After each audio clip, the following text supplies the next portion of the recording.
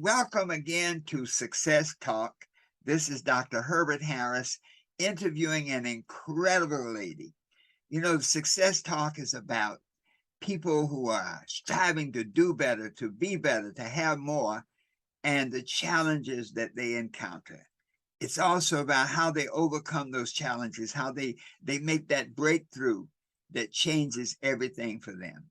And so today we have a young lady who is just doing incredible things, Cassandra Henderson. Cassandra, welcome to Success Talk. Hey, thank you for having me, Dr. Harris. Thank you so much. It's an honor. Well, Cassandra, I was looking at your conference, and that conference was just, you were sharing a little about it. Maybe you could share a little more, because that conference just seems to be, I think that's what's happening now. People are communicating and getting a chance to share with each other. And in that sharing, almost develop a new confidence. How was your Yeah, conference? How did that work? it turned out amazing. Actually, today we ended on the in a bonus edition of the interview series, and so what I hosted was a 5-day with a bonus day virtual summit called the Growth Focused Success Summit. And the idea behind that is to get 6 women in front of my audience and others to talk about how they define success for themselves and the tools that they use to essentially be relentless in achieving that success. And so the stories I've been, kind of quoting this over the course of the summit. It's not the stories that you know, but the stories that you don't know that could change your life. And Mm, so the stories and the sentiments behind what some of the women shared during the summit were absolutely amazing. wow. Well, one of the reasons we do the success talks is that over years we have found that stories heal people. Yeah. That you tell your story, there's like a human vibration between people, and somebody will hear your story, and that's just what they needed to hear, just to know that whatever they're facing, somebody else has been there. And not only have they Yeah. been there, they survived, they got through it, and now they're soaring Yeah. like eagles. And so that's an incredible Yeah. program. Now, was there any Thank you. one story, any one thing that really jumped out at you? Because, when I do seminars, often there's one thing or one person that it just sort of brings the whole experience to another dimension. Was there any one person Yeah. or one situation that did that? I'd say all of them. And if people get a chance to watch the bonus edition, the last one that we did this morning actually brought me to tears. And I was not expecting that. But all of the conversations were really good. The one that really stood out to me, I'd have to say, was the interview that I had. I can't quite remember the day, but it was an interview with Karen, the connector. And so she was really, I mean, they all were extremely transparent, but she talked about how there was a time in her life where it seemed like nothing was working, like just like nothing was working. And the thing that was kind of like the bridge between the nothing working and then the something working was her willingness to put herself out there and just do any and everything she had to do to make connections and to build relationship with people. And so you never really know like where your journey is going to take you, but the openness behind just putting yourself out there, asking people, do they need help? Being in those unknown, unseen locations where you can serve. I Mm. think that one was really critical for me because and personally, I knew her. And so just kind of knowing she's got children, she's married, and just that transition into entrepreneurship. I think that one was really big for me because it showed her relentlessness. Like it doesn't matter how big or small the event, the job, the task, the ask, she was there. It created connections and relationship with people, and that's why they call her the connector. Wow. Now, it sounds like she was inner directed. Sometimes people feel that need Yes, for to, sure. She was. yeah, She was. yeah. She Yeah, she talked a bit about that in terms of her faith and where she literally had to like it was something there's there's this thing that we're trying to do in the material and it should be worked the other way around. And so not to give the whole kind of speech in her interview, but she talked about there being that inner work, that personal development that she had to do, to even see it that way, to even Mm, see it in a way that allowed her to say, let me just be in position. I don't know where it's going to lead me, but she was inner directed, inner guide. Her inner guide said, just be mm. here at this time, be at this location, be present wherever you are. And the bridge was built. And so she literally, was able to drive herself from, trying to figure out how she was going to pay, her monthly bills, to now she has a platform that just took off. And Isn't now that something? she's a full-time entrepreneur. Wow. Wow. That is such a beautiful story. And that happens for so many people, and coming out of this pandemic, a lot of people, the things that we thought were absolute, there were people who had a job and they've been working on it for 25 years and they thought that there would never be a day that they didn't have a job. And then after the Yeah. pandemic, somebody said, stay home. What did they say? Don't leave home without it. They said, don't leave home at all. At all. Stay where you're at. Right. Wow. And Yeah. so many people are grappling with how to make that transition because, when you've been in a job environment all your life, you don't really understand the entrepreneurship. I've always been an entrepreneur from my law practice to writing to network marketing. I'm one of those people that work network marketing and it really works for me and takes care of me. But Hmm. I find a lot of people want to make that step. They may get pushed out of the nest. Hmm. It's Hmm. like that you've been working on this job for 25 years. We're going to give you an opportunity to be free. Yeah. Okay. Yeah. Yeah. Whether you want to or not. Whether you want to or not, here you go. Yeah.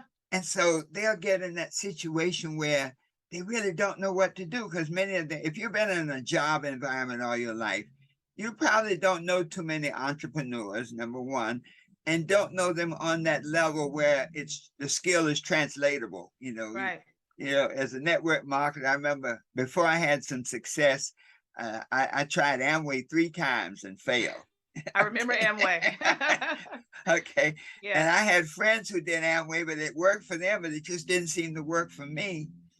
And so it really created a negative thing about uh, entrepreneurship and especially network marketing, Yeah. you know. But finally, once we had some success, it's like, okay, I got it. I figured it out.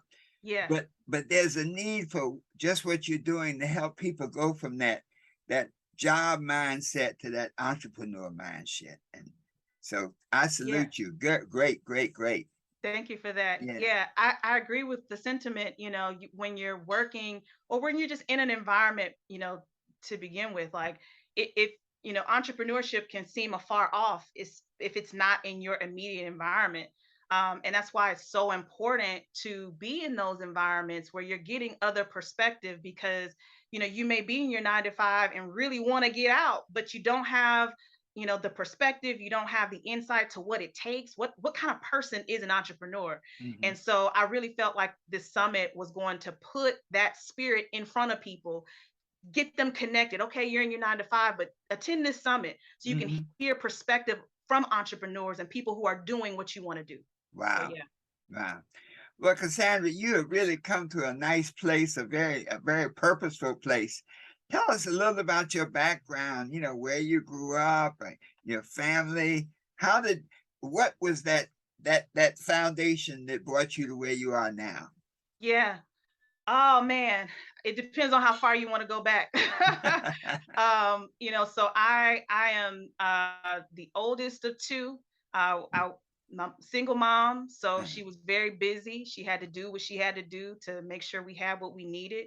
Um, and it was just that what we needed. It wasn't always what we wanted, but she did her best, and I'm grateful for that. Um, I think when you're young too, sometimes you kind of, as you get older, you kind of feel like maybe something about the dynamics of this is,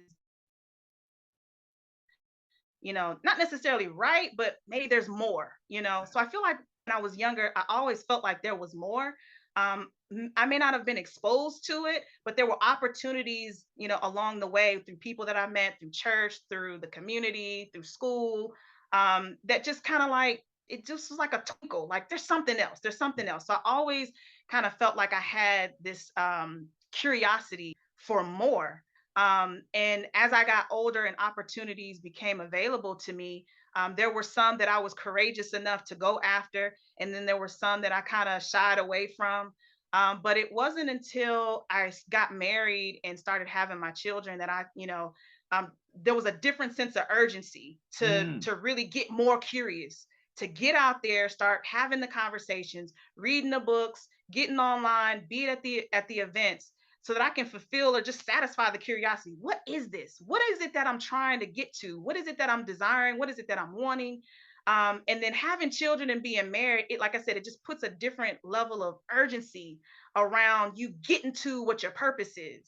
And so, like I said, just that, even that personal development through the books, through the webinars, through masterminds, through conferences and online stuff, the free stuff, the paid stuff, just all that stuff just kind of culminated into this drive to like, okay, what does God really have for me? What is this? What is this? And what do I need to be doing amidst this desire that I felt was burning on the inside? wow.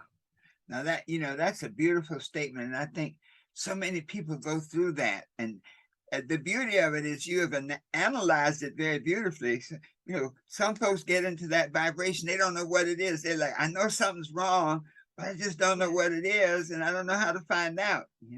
Yeah. How many kids do you have? Two. I have a 7 and a 5-year-old. Okay. Yep. All right. Beautiful. Yeah. So not, so now you, but not, sorry. So you're not a single parent. Your mother was a single parent. Got She you. was. Okay. Yeah. Yeah. But she did a great job. I can see that. Man. Thank you for that. I'll tell her. Now, what type of work do you do? I mean, are you a full-time entrepreneur? I'm on a 12-month runway to be a full-time entrepreneur. I currently work in corporate, and I've been in corporate for 15 years. It wasn't until probably about 2 years ago that I was like, okay, like there's work that I need to be doing here, but there's a bigger work that I need to be doing out there. Mm-hmm. And so, in terms of my entrepreneurial activity, I own a digital solutions company where I build lead gen systems for small businesses. And here recently started to build out the platform for Growth Focus, which is a professional and personal development and leadership platform to help women stand in their leadership, and take control of their life and Mm-hmm. create the success that they want. Um, Growth Focus is I call it an execution of love, because it was an idea that came about when I was 28. And I'll go Mm. ahead and share my age. I'm 38 now. But through just the fears and negative self-talk, and sometimes, negative family talk, just not really seeing it, I suppressed it. I suppressed it. But going back to that sentiment about knowing that there's a deep curiosity for something more, and that thing keeping you up at night, and then picking up books like yours and hearing, people who have been in entrepreneurship majority of their life, I'm like, I can do this, and I just need to get started. Yeah. Mm. So that's where I am today, and I'm on a 12-month runway to be doing this full time. Well, you're doing that's a perfect approach. As a network marketer, I know in the early days, especially the Amway type days, and when there were so many stories, when a part of the whole network marketing or the business entrepreneurship mantra was the stories of other people's success. Mm-hmm. And so then people would come into it, and when they didn't have that success immediately themselves, they would become discouraged.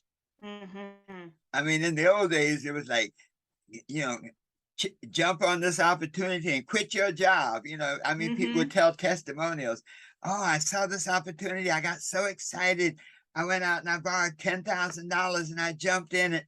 And after 3 months, my bills are behind, and now I gotta get a part-time job. I can't go back to my old job because I told them to shove it, and now I gotta go find where they shoved it and try to get it back. Okay. Right. Yeah. so so Yeah. yeah, and so one of the thoughts that I know for creating our success in network marketing, one of my friends said, well, Herbert, you always had a job. I said, what do you mean? She said, you were an entrepreneur, but you always kept a job. You were never one of those kind of entrepreneurs that say, man, I'm quitting and walking out the door. Now, there Hmm. came a time that I did but it still was a lot like you were saying, there was a runway there. Yeah, there was a plan. It was not just an emotional response to yeah, being excited and, seeing potential, seeing other people's success, but there was a plan, a personal plan for your own success. So I think that's an excellent approach to it. And you'll find it will be much more sustainable when you do it that way. yeah, for sure. That reverberates to me, Dr. Harris, because just, and I have to just give credit where credit is due. This book that you've written, The 12 Universal Laws of Success, has contributed in a major way to my mindset about what you just said, that runway.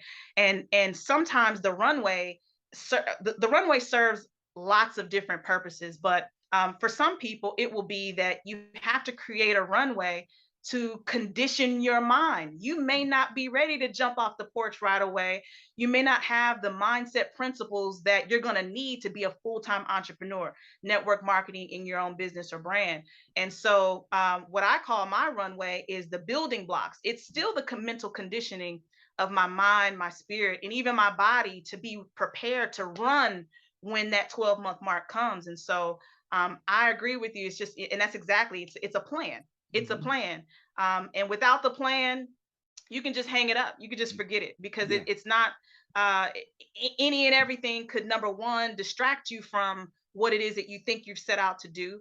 But the plan keeps you focused. In Mm. 12 months, there's a lot to be done. Mm-hmm. And there's an extreme level of focus that I've committed to from now until then. And so the corporate job, it's great. I'm developing there still. I take Mm-hmm. jewels and things that I'm actually doing in that space that are going to serve my business, that is Mm-hmm. serving my business now.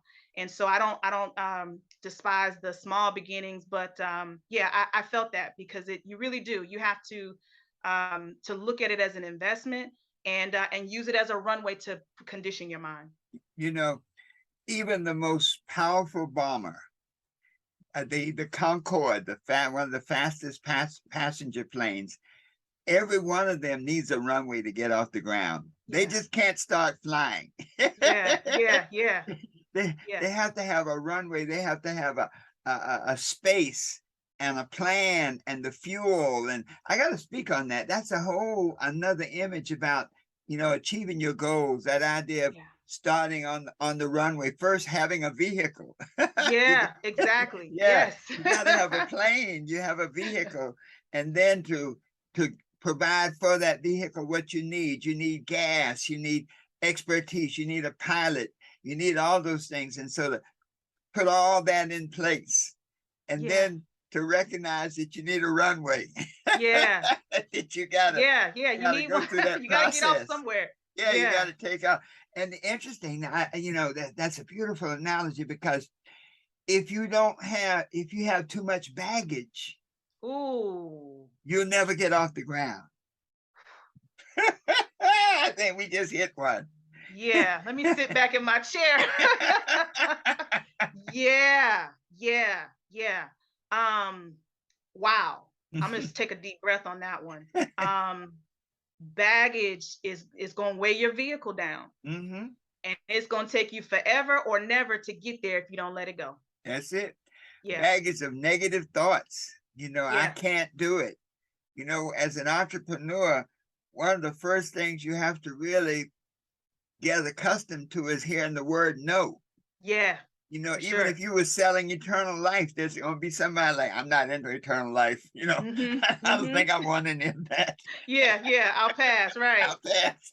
And so to get conditioned to the word no, and sometimes that can rattle you so bad after three or four no's, is like, I think I better go. Let me start dusting off my resume. Wow. Yeah. Yeah. Yeah. Hmm. And that's Now, where that relentlessness comes in, and yes, having those affirmations yes. that you hold on to keep you in the fight. I'll say the fight for your life. Your dreams, your aspirations are your life is on the line with that. And, Exactly. a dream deferred makes a man sick. That's it. You can literally, like, it, it's destructive not to pursue your Yes. highest potential. Wow. So I feel that, yeah. Yeah. Now, when you encountered, I have a whole thing I asked. What was going on in your life when you encountered the 12 universal laws of success? How did it come into your life, and what did you do with it when you got it? Uh, I felt like um I felt like I was doing a bunch of stuff without structure. Mhm. I felt like I had an idea. I So I had a vehicle. I hadn't created a runway, so no plan. Mhm. There was baggage on the vehicle, and I didn't know what to let go or what to keep on. Was I going to need this later? Was I gonna, whatever? I just hadn't sat down with it enough um, to really see the takeoff. And Mm. so I feel like maybe I found you. Maybe somebody was talking about the book. I'm like, it's so crazy because I keep asking myself, like, how did I find Dr. Harris? Like, how did I find this book? Now, Mhm. I read personal, professional development books all the time. I got Mhm. tons of stuff, but this was my favorite, and it resonated. And it was one book Mhm. that I read, like, that I didn't want to put down. That I Mm. read from cover to cover twice. Wow. Yes. And the the physical part of it is it's a bright yellow book, right? It's this bright yellow book, so if I'm carrying it under my arm, or I got it out, people look and they're like, what you got there? And Uh-huh. so it forced me to be, to really just kind of recount what it is that I'm reading. Mhm. um but it resonated so deep. And so I'd say the place that I was in my life was just needing to create some structure around all of these ideas. And I'll just be transparent. Sometimes having a bunch of ideas without the structure can make you frustrated and want to Mm. hang it up. As Mhm. beautiful as the visions are, without that structure or a plan to set it off, it's like, man, like, just forget it. So Mm. I would go in and out of those moments of just feeling like maybe I'm just dreaming. And I've heard Mhm. that. I heard Mhm. that I'm a dreamer. Mm. Yes. and and I dream big, man. And I dream big, but this book allowed me that structure, to really put my dreams into perspective so I can put action behind it and make Yes. it come to fruition. Wow. Incredible.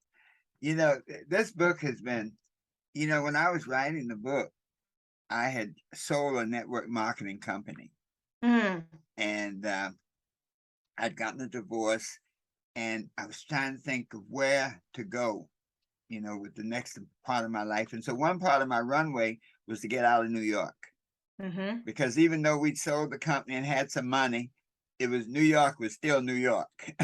Yeah, Okay, yeah, you. yeah. So I was like, and so there was a fellow Tony Brown. He was one of the black TV program, used to be called Black Journal, and then it became Tony Brown's Journal. And I went with him. The Black Expo was taking place in Cleveland, and I went with him there to work on his publicity. He had produced a movie, and we were working. And I got to Cleveland, and I loved it. I'm like, man, what a great town! Was impressed with it. And so after the divorce and after selling the business, I said, let me go to Cleveland. And once again, I sold that business, but the company arranged me for me to create another business, Oh, nice. And so I came there as an entrepreneur, but without, an entrepreneur without the drive of being an entrepreneur. Okay. In other words, my real reason to come there was to write. Okay. Because Hmm. I'd written a book before, but I felt this book was inside me, and I couldn't seem to get it in New York. And so once again, leaving the baggage of New York, coming into Cleveland to write the book, sat down for basically 2 years and being totally focused and got it done. So the book comes out, and I get people reach out to me and have stories about the book. As a matter of fact, a lady from Atlanta many years ago, I was in the office and she called about 4 o'clock on a Saturday afternoon. And normally when somebody calls on a Saturday afternoon at the office, they're trying to sell you something. Hmm. Okay. It's some salesman selling something who's at the end of his day and say, got to make one more call. Okay. Yeah. This lady said, she said, I just want to, I see, I didn't expect to get anybody, but I just want to tell you, this book literally saved my marriage. Mm. Really. So she said, yeah, she was an entrepreneur and her husband didn't understand entrepreneurship, Mm-hmm. and they had kids and everything. And so when she left to go after, to pursue her entrepreneurial dreams, I think it happened, how the companies give you an opportunity for greatness. Yeah. Okay. Elsewhere. Elsewhere. And I think her husband wanted her to get another job. And she took it as like, this is my opportunity to do what I want to do. Runway. And yeah, to create that runway, to transform myself. Because she looked down the road, she said, I looked down the road and I didn't see anything new. I didn't see anything different. Everything was the same. And so the entrepreneurship endeavor put her marriage in such a strain because she was going to meetings and doing this. And I guess, and being in a marriage, there were times I guess she had to say, well, honey, can you watch the kids? Can you take them here? I got to go there. There's a training. There's an event. I got to go. I got to go to the conference and take money out of the family budget. And so the husband was about at the end of he had decided that he was going to leave. I think he'd kind of given one of those kind of, sometimes men give ultimatums that they don't really mean. Mm-hmm. But then when the person calls them on the ultimatum, they're put in a position that now I don't really want to go, but I've said it that it's either me, my way or the highway. And now she's challenged that. Now I got to hit the highway. Mm-hmm. Mm-hmm. Just to maintain whatever that masculine energy I have. Yeah. And so he was packing and he was taking stuff down out the closet and the book fell down. He picked it up. He looks at it, sits down, starts reading it. And he starts reading it and he continues reading it. And through the whole weekend, he read the book. Wow. And then he said, I understand. I finally understand what it's about. And so they became new partners now. They just didn't understand. He just didn't understand that entrepreneurship is really personal development in action. Mm-hmm. Yeah.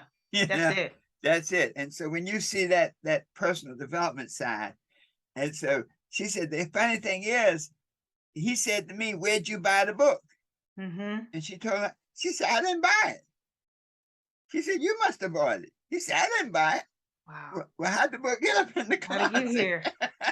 Wow. Wow. Wow. Divine. So, So I appreciate what you were sharing about the book and may it continue to guide and you share it. And even in some of your workshops, I'd be glad to come and share some information because what you're doing is necessary. Life moves in what you call what is necessary and what is purposeful. Mm-hmm. And when the two are congruent, when the necessary and the purposeful are working together, you get magic. And that's exactly what you're getting. Oh, yeah. Thank you for that. I believe that. I believe that it's necessary. Entrepreneurship, you mentioned something there. You said entrepreneurship is personal development in action. Yes. And I remember hearing a quote maybe a year or so ago. I think it was Jim Rohn. He was telling a story about his mentor, and he asked him, what do you want to be? He said, I want to make money and I want to be a millionaire. And he's like, become a millionaire. You need to go after being a millionaire for what it will make of you to become a millionaire. And the personal development that happens in pursuit of something is game changing. Yes. Even if you didn't meet the mark, even if you didn't meet $1 million, it's like what it makes you to become an entrepreneur, the mindset, the baggage you learn to let go, the people the opportunities you see, the relationships you build on the journey to the thing. It's powerful. Wow. Let's slow down a minute. Your computer's, whatever you were saying was so powerful, the computer started buffering. Oh no. I'm feeling it, Dr. Harris. It was good. I really just the sentiment that you shared about The the journey to entrepreneurship is a personal development journey. Mhm. And it has, just in the pursuit, has changed me. It's changed my family. Mm. The stuff that our priorities, our conversations. I have a wonderful partner. My husband is amazing, and I'm so grateful for that. That we both have a copy of this book, and we use it as a guide. I'll just have to show you. This is a quick plug. Like, and I'm not just like, how the young kids say, I'm not just capping. Like, Mhm. my book is beat up pages. Like, I mean, and now I've got several copies of this book, Uh-huh, by the way, uh-huh, and I've uh-huh. shared several of them with other people, family, friends. But Mhm. I said I gotta buy myself another copy because I'm gonna tear this one up. I always have this book. But it is been a more than resourceful, divine tool in my personal development journey. And it's a guide for me. And so I'm grateful that you wrote this. Like, I can't say thank you enough Thank for you. taking the time out to sit down and write this. Like, we needed this. This is necessary. Yes, thank you. Thank you so much, and thank you for receiving it. Many times they say, "Cast not your pearls before swine." Many times you can give a gift and the person's not ready for it. They often say, "When the student is ready, the teacher appears," So and true. truly you are ready.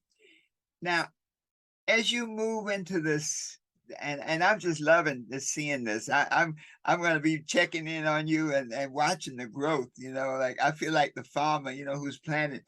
Yeah, I used to love to see corn grow, because corn grew once it got to a certain point. You could actually hear the corn growing. Hmm. But I was on a farm recently, and I saw sunflowers. I didn't realize those things are like 7 feet tall. Yeah, And gigantic. yes, I mean, I was just amazed. And so, like, you're like a sunflower. I'm gonna be checking in and see the sunflower grow taller and taller. Yeah. Yeah. If there was, in this growth process, is there one or two obstacles, things that, yeah, like, that David and Goliath moment when, it looks like, man, I don't know if I can do this. I don't know if I can get through this. Were there ever those obstacle moments in your life? And, what were they? What was it? And then how did you get through it? Yeah. There's been a lot. That was one of the sentiments in the summit we just did, is that it's not that you're going to go through life without challenges or things that are going to, press you or push you. But it's that you have something that is resounding in your foundation to keep you pushing forward. And so there have been lots of things. I mean, there's stuff going on even right now. I may not be wearing it, but Mhm. I've got the tools to handle it now. Mm. One of the biggest things for me, even, and I'll just, since we are talking about entrepreneurship, is just that frustration that it's not here yet. It's not here yet. It's not here yet. And so I've been on this, I say, part-time entrepreneurship journey for about 6 years. I started when my second daughter was born, just knowing that, okay, we need another stream of income in this house. Mhm. What other skills do I have to, that we can do that. And so I got my feet wet in that and got really excited. And I just didn't quite understand, like, why can't I just, stop this thing here and go to this thing here and just do this business? And I didn't have a plan. There was no Mhm. structure, like I mentioned before. And that was really difficult for me too, because my youngest daughter, she didn't really acclimate to daycare very well. And so it was a constant back and forth with the job, trying to, get up and down the road to, they're calling in the middle of the day. And mom guilt is real. A lot of women deal with that, just, feeling like, man, I don't feel like I'm a good mom. I should be with them. I should be spending more time. And so that kind of led to some emotional, mental, just like depression. Like, I know there's those postpartum, and probably that played a factor in it. But Mhm. it was heavy. It was heavy because I didn't see myself um feeling strain just to be present with my children, like, even mentally, even though I'm physically there, but mentally, emotionally, when we're together, my mind was on the money, the job, the side hustle and all of that. So I went through that, and it was heavy, really, really heavy. for me, Dr. Harris, because like I said, I just didn't see it. I just didn't see it that way. I'm thinking like, oh yeah, make enough money, but it's different when you got kids and Mhm. they have needs and you Mm. got needs and your husband got needs and everybody got needs. Yeah. And I foot the bill to provide needs for four or three people, well, four Mhm. including myself. And Mhm. so I'd say that just uh, understanding or dealing with going through I won't even call it balance, but Mhm. not having clarity on the direction and then still having responsibilities to take care of, having a desire, not knowing, not having a runway or being clear on the vehicle. That was really tough for me. Mhm. Um, Wow. yeah, Yeah. But you yeah, got through it because you're here. yeah, yeah, Yeah. yeah. Now, what was There, that there one was a thing shifting. that kind of helped you get through that's that's kept you on the path? Because many times, like you said, mom guilt and all those things are overwhelming. Yeah. I've seen many people just throw in the towel. And as an entrepreneur, when you're really working with somebody and they're not having the results that they need, not just that they want, but the results that they need, Hmm. and it's almost many of them just disappear. They go into witness protection. It's Yeah, tucked away. yeah. They can't. They don't want to acknowledge that they feel that they failed. They don't want to acknowledge that maybe that I'm me or whoever's the trainer that's working with them would be disappointed in them. And so that's a very real. I mean, that's like a dream snatcher of the first degree. Hmm. And so there must have been something you focused on to help you get through that. Yeah, yeah. I'd say two things, but they're kind of one and the same. Um, that God-given endowment for curiosity for more that I Mm, mentioned even as a little girl. Um, and just even now thinking about it, I'm grateful for just having sight as a young girl, being in situations and seeing people living their best life. And just that was hope for me. mm, That was hope for me. And so as down as I would get, in those moments as I described with the mom guilt and now I'm working and we need more money and we need and this and that. There's that hope through the curiosity, through that God-given curiosity for more. And I really have to say my spiritual belief sustains me mm. and keeps me in this place of like God is more for me. There's abundance here. Like if I'm not accessing that, if I'm not experiencing it, I need to get in alignment with it because that's my birthright. And I Mm. gotta and I so as long as it's here and I'm here and I haven't experienced it, there's work for me to do and there's hope there for me too. Um, and so I think just the endowment of that faith and that curiosity early Mhm. kept me out of the darker points of my life where I'm just like, oh, I'm just so frustrated. I want to throw in the towel. And I might have even said it, Dr. Harris. I'm sure there was moments my husband can quote where I was just like, forget it. Just, Mhm. don't worry about it. Yeah. I'll just, work this job. I'm not going to try anything else, because I'm too tired to do this and that and this. But and he's also Yeah. been an anchor for me also in Wow. his faith and belief, just to encourage me. Like I was saying to a friend the other day that I was telling my husband about some things with the summit and how great it's going, and he said, I could cry for you Mhm. because I've seen you, at night on the other side of the bed, Mm. you quiet, but I can hear the tears dripping down because you're tired or Ooh. you're not Ooh. feeling like it's working the way you saw it. Mm. So he's been an anchor. He's been an anchor for me too, just to keep like, you got this, you can do Yes. this. Like you've seen yourself do this up Mm. here already. Just Yes. keep going, just keep Yes. going. Yeah. Take your breaks, rest. You Mhm. got to have rest, but you're not even gonna be able to sleep good if you stop going. So stay relentless. Yeah. That is so beautiful. And I take my hat off to your husband because so often, and believe me, I have seen so many times where some men get intimidated. I've seen where in network marketing and in entrepreneurship, where I've seen very competent, intelligent ladies really beginning to soar, teachers, people who, women tend to be very, have a stronger feeling nature. And in business, often you need that feeling nature to help you get through. And so there's a reason why like 70% of the people coming into network marketing, I think now are women. And so they have that feeling nature. But then I've seen the other side where, I remember once a lady got a nice check and she said, at last, I can be free now. I can help take care of my family. And the husband saw it as intimidating. He felt his whole self-definition had been around being the provider.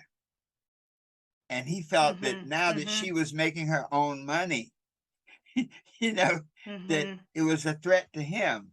And so I take you, give your husband an extra pat on the back, because that's almost unusual. So many times men can get really insecure how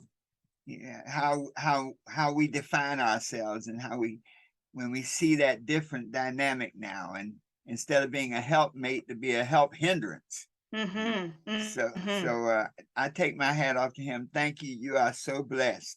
Thank you for that. Yeah, I'll make sure to tell him. He's a gift. Yes. He's a gift. Yeah, he's a gift. There's a story of a lady who became a CEO of a huge corporation over a period of about 15 years. And they were interviewing her, and they said, well, what was it? How, you had 5 children, you were married. How did you go from being a married woman with 5 children to be a CEO of a nearly $1 billion corporation in 15 years? Where did it start? She said it started one day, and my husband was on his way to work, and I said, honey, can I have $10? And she said, he turned around, he looked at me, and he said, what do you need $10 for? And she said, that moment. That's it. you don't got to say nothing else to me. She said, that moment, that was that line in the sign, that power of a made-up mind. Yeah. Because she had dropped out of school, because they got married early, and their first child, and supported his career and all that. She went over that 15-year period. She went back to college, got her degree, went on, got her MBA, went on, got it with a company, and was the hardest worker in the company, and got to the top.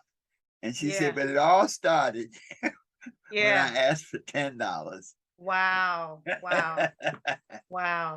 So you are, I tell you, you are a singular, and I see great things for you.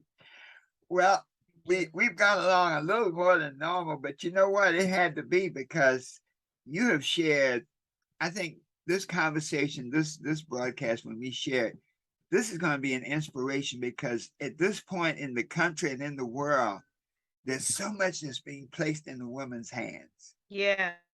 It's when you look at kids. I was a bachelor father for like 5 years.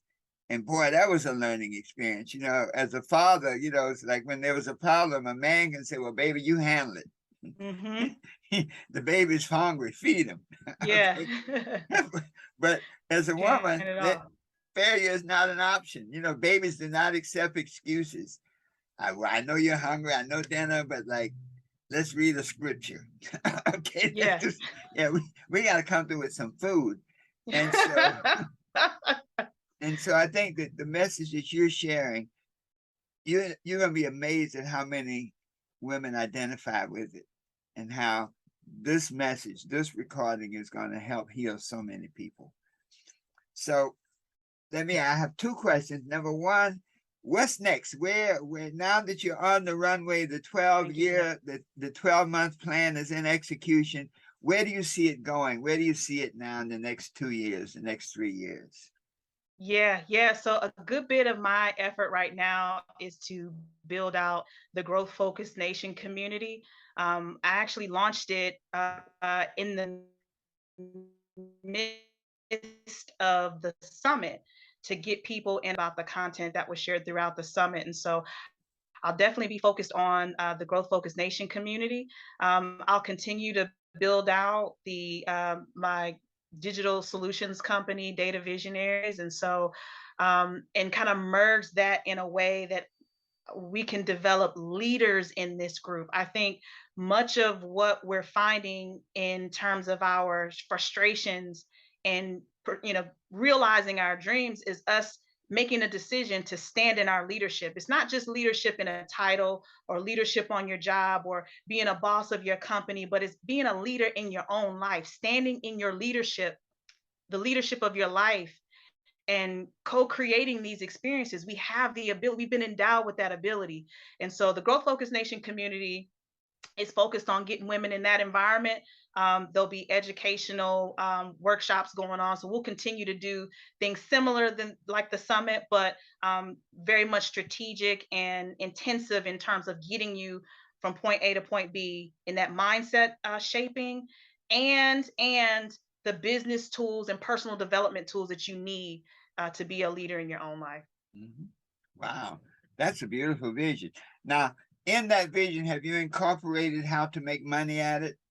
Yeah, yeah. So there's definitely some there's a monetization strategy for this thing. Yes, yes. And so I have a plan for that. I have a plan for that. And I call my husband now my manager, because he gives me a 1 week whiteboard session where we kind of map out some things and how we want to kind of generate revenue through that. So there'll be programs. Mhm. Right now, the community is opt in through whatever event I'm hosting, but there will be a paid premium going forward. But for right now, just kind of cultivating the relationships with the women who joined as a result of the summit. But yeah, there's lots there, and of course, Data Visionaries with the digital solutions company. That is a profit based business that I'll be generating revenue. Beautiful. Well, I asked that question because sometimes people can be very idealistic, and that's a necessary. We almost, we always have to solve the riddle of survival. How do you keep it flowing and going? So, Yeah, flowing and go. I like that. Yeah, yeah, yeah. You got to well, feed the machine. feed the machine. Well, Cassandra Henderson, you have just, this has been one of the most incredible interviews I have done. I guess I'll end it with are there any final words you'd like to share? I think we've covered so much. Let me just put the ball in your hands. Any final words you'd like to share to the world, to to women, to men, to the world that you feel would be important to them? Yeah, yeah. Well, women are definitely, obviously, because I'm a woman, I have a sweet spot for the hearts of women and them realizing their fullest potential and their life's purpose. And so, my word for women who are listening to this interview, um, your inner work is important, but it starts with a decision. You got to decide. Mhm. And indecision is a decision. So whatever you don't decide to do is a decision to not pursue, to not realize that purpose or that vision for yourself. And so take some time, even if you're in a place where I'm not quite sure what to decide. Prioritize taking time so that you can make a decision one way or the other. Even if you decide that what, this dream is not enticing enough or stimulating enough for me. I'm just going to sit still until something becomes clear to me. Um, that's a decision, and that's an okay decision too. And take time to do that personal development and get the books. Get the Mhm. books. If you can't afford to get inside the rooms, get the books for now. If you can't get the books, listen to the free lives. Dr. Harris does a free success live every week. I want to say Monday, Wednesday, Friday. Yes. Get on the treadmill, Mhm. sit down, have your coffee, whatever it is at that time. Get on and You froze watch the up there for free. a minute. You Groom your froze up mind. for a moment. Uh Yeah, oh. just repeat that last part. Yeah, you Yeah, froze up for yeah. a moment. Yeah. Get online. Dr. Harris does a free workshop every Monday, Wednesday, Friday. Like I said, if you can't afford the books, go to the workshops. You can't afford the workshops, get on the free lives, Mhm. do what you got to do that mental conditioning to get yourself ready to make a decision. And then when you make the decision, let nothing and no one stand in the way of you accomplishing your goal. That's my word. Well, Cassandra, I am just thankful that you were able to be on the program, that you shared. Give us your website again so that Yeah, people can yep. connect with you. Yeah, you can go to Cassandra Henderson.com. Cassandra has two S's, by the way, Cassandra. I know people spell it different, but Henderson.com. All of my links to pretty much everything that I'm doing is there. The summit ended today, but if you opt in, you can still watch the replays. So, and right now, the Growth Focus Nation community is open. You can opt into that community through the registration of the summit, but get connected and don't underestimate the power of relationships and being a part of conversations that are going to expand your mindset. And then get this book. Well, Cassandra, thank you so much. And for our listeners today, let me tell you, there's some interviews you listen to and you feel it's a good interview, but this is an interview that will inspire you. This is an interview you're going to listen to over and over because each time you listen, you're going to hear something different. It's going to be another note that hits in the harmonic that is your life. You go like, wow, I didn't hear that the first time. Thank you so much, Cassandra. You're May welcome. you Thank you. continue to be blessed and share all the good stuff. And I'll tell you one thing with it, I did as you're building with our book, one thing that made a big difference in our building when I was in a building mode and everything has a season, and there's the building mode, the building season. And when I brought a new person aboard, I'd give them a copy of the 12 Universal Laws of Success. But the copy I gave them was one that had come from other people. So in other words, when you came into business, your goal was to read it, digest it, and then sign your name on it and pass it on to the next person whose life you want to change. And I've gotten books back, over the years with like 60 and 70 names in it, where it's been passed around all that way. And it's like, man, each person's vibration is somehow intertwined in those books. So that was one of the ways that I helped build my organization and create that connectedness. So Wow. wow. For some reason, I wanted to share that with you because I see you doing something that is not just needed, but is purposeful. Thank you for that. Thank you for that. Thank you. And And so it I, is. yeah, Yes. Go yeah. ahead. You were getting I was ready. just going to say, I did that. I bought a copy, and there was a lady last year who was doing my hair. We got to talking, and I said, "You need this book." So I signed it and I gave it to her, and I said, "And now you go create."